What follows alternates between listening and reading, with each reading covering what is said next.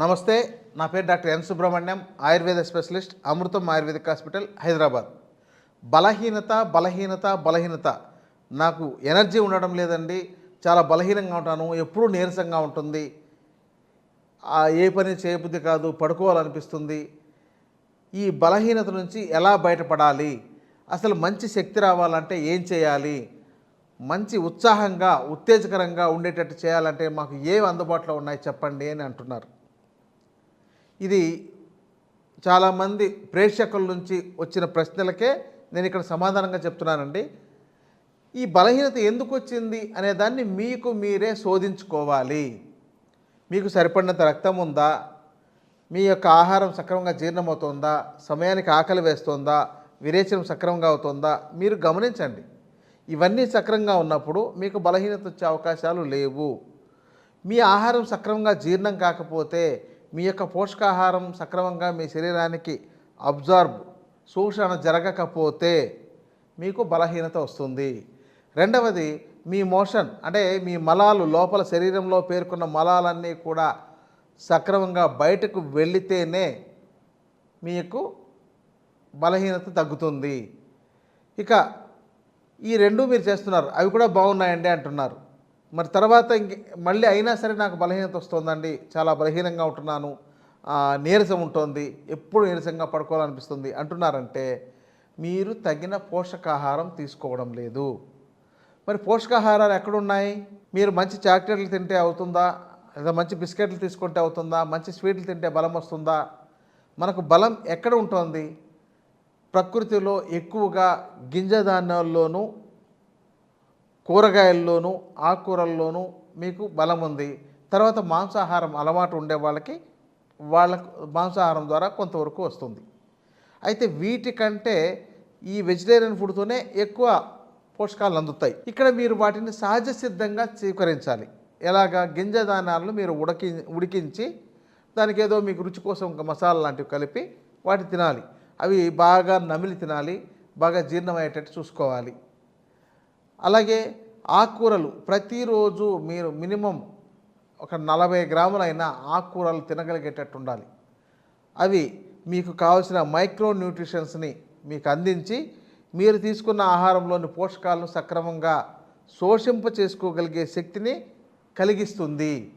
ఈ ఆకుకూరలకు ఇంత మంచి గుణం ఉందండి. అంటే ఉడికించిన తర్వాత మీరు తీసుకునేది ఒక 40 నుంచి 50 గ్రాములు అంతే తప్ప నేను పచ్చి తీసుకొచ్చానంటే అది ఉడకబెట్టిన తర్వాత 20 గ్రాములే వచ్చిందంటే సరిపోదు. అంటే మీరు అలాంటివి మీరు రోజు మీ ఆహారంలో ఏదో ఒకటి ఉండేటట్టు, దాన్నే సమీకృత ఆహారము, సమతుల్యమైన ఆహారం అని అంటారు.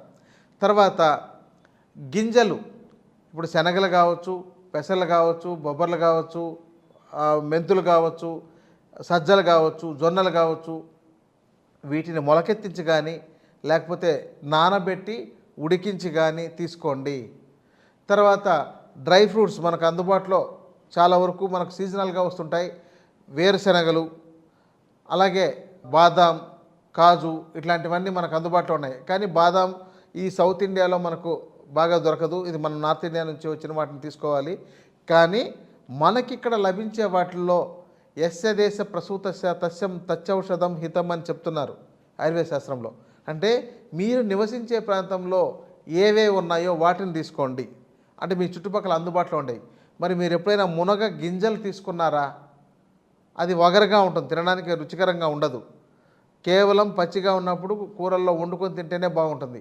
మీరు ఎండిన గింజల పొడిని ఎప్పుడైనా చేసుకొని ఎప్పుడైనా ఒక చెంచా తిని చూసారా? బెల్లంతో మునగ గింజల్ని కలిపి ముద్దలాగా చేసి తినండి, ఎంత బలం ఉంటుందో. మెంతులను బెల్లంతో తీసుకోండి, అంటే మెంతుల పొడిని బెల్లంతో కలిపి తీసుకోండి. మీ యొక్క బోన్స్కు ఎంత స్ట్రెంత్ వస్తుందో. మనకు సరిపడినంత కాల్షియం రావాలన్నా కూడా మెంతులు చాలా బాగా ఉపయోగపడతాయి. కానీ అది రుచికరంగా ఉండదు, వగరుగా ఉంటుంది. మరి ఇలాంటి వాటిని మీరు ఎన్ని ప్రయత్నం చేస్తున్నారు?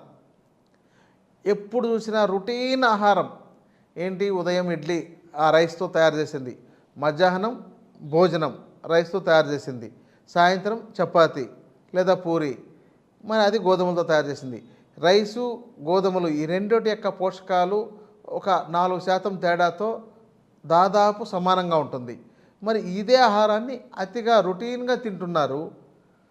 మిగిలిన పదార్థాలని చాలా తక్కువ, ఏదో పచ్చడి ఉన్నా ఓ చట్నీ ఉన్నా కంప్లీట్ చేసేస్తున్నారు. మరి ఇలాంటి ఆహారం మీరు తీసుకోవడం వల్ల మీకు బలం ఎక్కడి నుంచి వస్తుంది, మీ నీరసం ఎలా తగ్గుతుంది? వీటి మీద చాలామందికి అవగాహన లేకపోవడం వల్ల ఈ యొక్క సమస్యలు తెచ్చుకుంటున్నారు. ఇంకొకటి ఏంటంటే మీరు ఆహారాన్ని మారుస్తూ వెళ్ళాలి.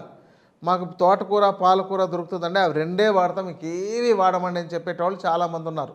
ఆకుకూరలు మీకు ఎన్ని తెలుసు అని మా దగ్గరకు వచ్చే పేషెంట్ని అడిగితే 4 మించి చెప్పలేరు.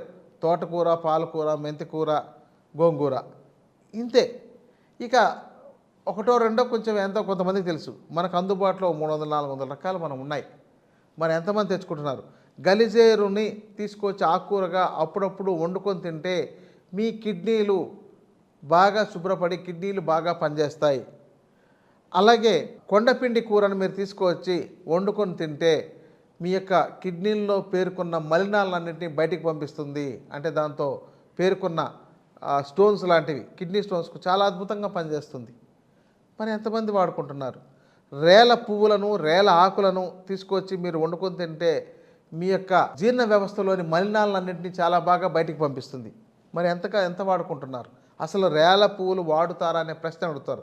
అదొక సీజన్లో అయితే ఎంత ఎల్లోగా ఎంత బాగా ఆకర్షణీయంగా ఉంటుందంటే వాటిని ఎవరు తీసుకొని వాడుకోరన్నమాట. రోజా పువ్వులను మీరు ఎప్పుడైనా రోజా పుష్ప లేహం తయారు చేసుకొని మీరు తీసుకుంటే మీ రక్తం శుద్ధి అవుతుంది. అంటే ఇలా ఒక్కొక్క పదార్థాలు ఒక్కో విధంగా పనిచేస్తున్నాయి. మీరు అరటి దూటని వండుకొని తింటే మీ యొక్క లివర్ని, మీ కిడ్నీని, మీ యొక్క లంగ్స్ని బాగు చేసేవి వాకుడుకాయలు, అలాగే బృహతి కంటకారి అని, అంటే నేల మొలక అంటారు. వీటిని తీసుకొచ్చి మీరు వండుకొని తినగలిగితే మీకు మీ లంగ్స్ క్లీన్ అవుతుంది. ఇప్పుడు చాలామంది సిఓపిడి, ఐఎల్డి, అస్తమా, బ్రాంకైటిస్ ఇలా రకరకాల లంగ్స్ రోగాలు చెప్తున్నారు. దానికి ఎప్పుడు ఇక స్ప్రేలు అంటే పఫ్ లాంటివి కొట్టుకోవడం, రోజు ట్యాబ్లెట్లు వేసుకోవడం, ఆ సిట్రిజిన్లు కానీ ఇలాంటివి వేసుకుంటే కానీ మాకు బ్రీతింగ్ సరిగా రాదు అనే వాళ్ళు చాలామంది ఉన్నారు. మరి ఎలా వస్తాయి? మీరు ఇలాంటి ప్రయత్నాలు ఏం చేయకుండా మీ యొక్క నేలవేము, నేల ఉసిరి కనుక మీరు తీసుకున్నట్లయితే మీ యొక్క లివర్ చాలా బాగా ప్యూరిఫై అవుతుంది. మరి మీరు ఎప్పుడు తీసుకుంటున్నారు? కనీసం ఒకవేళ చేదు వగరు రుచిగా బాగాలేదనుకుంటే వాటిని ముద్దగా చేసి తీసుకోవడం కానీ, లేకపోతే ఎప్పుడైనా ఔషధంగా వాడడం కానీ ఎంతవరకు చేస్తున్నారు? ఇలాంటివి ఏవి చేయకుండా మీ ఆర్గాన్స్ బాగలేకుండా మాకు బలహీనత తగ్గిపోవాలనంటే ఎలా తగ్గిపోతుంది? మీ ఆర్గాన్స్ బాగుండాలి, అలాగే మీ యొక్క మలాలు ఎక్కడ పేరుకోకుండా ఉండాలి, మీ యొక్క జీర్ణ వ్యవస్థ సక్రమంగా ఉండాలి. ఇలాంటివి చేస్తూ నేను చెప్పిన విధమైన ఆహారాలు మీరు డెవలప్ చేసుకుని, నేను కొన్ని ఉదాహరణగా చెప్పాను, మీరు డెవలప్ చేసుకున్నట్లయితే మీకు మరింత ఆరోగ్యకరంగా మీరు తయారు చేసుకోవడానికి, మీ శరీరాన్ని ఆరోగ్యకరంగా కాపాడుకోవడానికి ఇంకా మంచి మంచి మార్గాలు మీరే వెతుకుతుంటే దొరుకుతాయండి. నమస్తే.